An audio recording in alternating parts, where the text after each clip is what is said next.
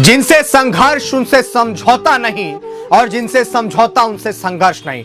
जय भीम साथियों, आपका स्वागत है सामाजिक परिवर्तन की पाठशाला के एपिसोड 5 में। और आज हम बात करेंगे कि मान्यवर कांशीराम साहब ने ये शब्द किससे कहे कि जिनसे संघर्ष उनसे समझौता नहीं और जिनसे समझौता उनसे संघर्ष नहीं। साथियों, बात है सन 1992-93 की, जब 6 दिसंबर 1992 को बाबरी मस्जिद को ढहा दिया गया।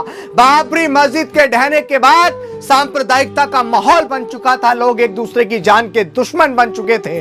कीड़े मकोड़े की तरह लोग एक दूसरे को मार रहे थे, काट रहे थे। और बाबरी मस्जिद के ढहने के बाद जब आंकड़ा सामने आया तो करीब 2000 से ज्यादा लोगों की मृत्यु हो चुकी थी, वो भी दर्दनाक मृत्यु। कई सारे परिवार इस धर्म की हिंसा में उजड़ चुके थे, इस मंदिर मस्जिद की लड़ाई में उजड़ चुके थे। साथियों, इस घटना ये सबसे अहम है। इस घटना से करीब 2 साल पहले मान्यवर कांशीराम साहब ने वीपी सिंह प्रधानमंत्री सरकार में उप प्रधानमंत्री रहे देवीलाल के मंच से सरेआम ये कहा था लाखों लोगों के सामने कि मुसलमानों, इस मुल्क के मुसलमानों, आपकी बाबरी मस्जिद खतरे में है और अगर आप इसे बचा सकते हो तो बचा लो। और मान्यवर कांशीराम साहब की कही गई वो बात 6 दिसंबर 1900 को सच साबित हुई कि बाबरी मस्जिद को ढहा दिया गया।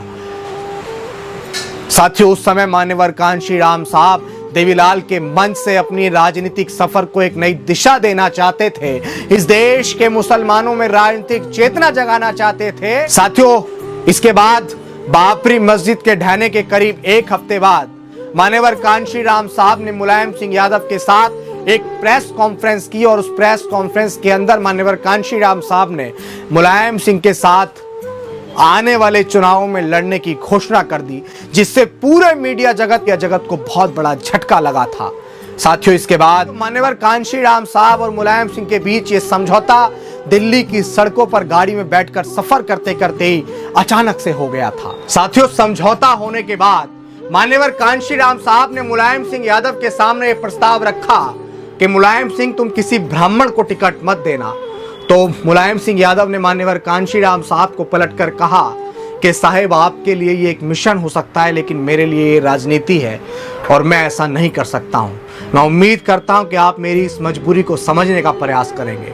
तो मान्यवर कांशीराम साहब ने पलटकर कहा कि ठीक है मुलायम सिंह, ये तुम्हारा फैसला है और मैं तुम्हें इसके लिए कोई रोक टोक नहीं करूंगा। इस सवाल पर सहमति बनने के बाद मान्यवर कांशीराम साहब ने मुलायम सिंह यादव से कहा कि मुलायम, तू तोड़फोड़ बहुत करता है। ये चिंता व्यक्त करते हुए मान्यवर कांशीराम साहब ने कहा कि मुलायम, तुझे तोड़फोड़ करने की बहुत आदत है और मुझे ऐसा लगता है कि अपना समझौता ज्यादा दिन तक चल नहीं पाएगा। तो तेरे पास अभी भी मौका है, अगर तू चाहे तो मैं तेरा समझौता कांग्रेस या कॉमरेंडो से करवा सकता हूं।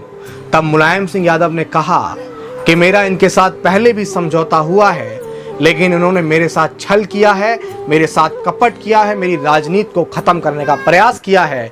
एक और आप हैं जिनके साथ मेरा कभी समझौता नहीं हुआ, लेकिन आप हमेशा मेरी दुख मुसीबत तकलीफ में मेरे साथ खड़े रहे हैं। तो अगर मैं समझौता करूंगा तो कांशीराम साहब सिर्फ आपके साथ करूंगा, उनके साथ नहीं जिन्होंने मेरे साथ हमेशा छल किया है। तब मान्यवर कांशीराम साहब ने मुलायम सिंह यादव से कहा कि कॉपी और पेन निकाल और एक पर्चे पे लिख कि जिनसे संघर्ष उनसे समझौता नहीं और जिनसे समझौता उनसे संघर्ष नहीं।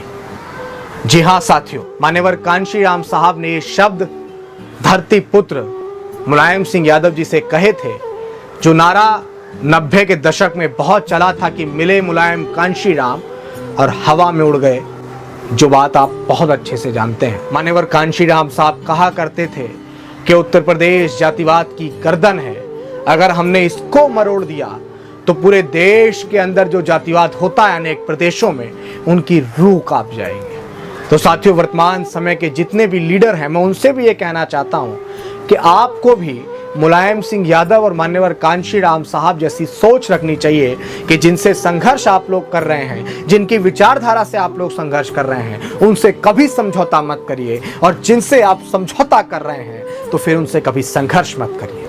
मैं उम्मीद करता हूं कि मेरे द्वारा कही गई ये बात आप अपने जीवन में उतारने का प्रयास करेंगे, आप अपने मिशन में उतारने का प्रयास करेंगे। वर्तमान समय में बहुत सारे लोग चंद लालच के चक्कर में जिस विचारधारा से आप संघर्ष कर रहे हैं उस विचारधारा से समझौता कर लेते हैं। ये बात उन लोगों के लिए एक बड़ी सीख है कि मान्यवर कांशीराम साहब ने अपने जीते जी कभी भी उन तमाम लोगों से समझौता नहीं किया और 21वीं सदी में उनसे बड़ा सामाजिक परिवर्तन करने वाला कोई हो नहीं सकता।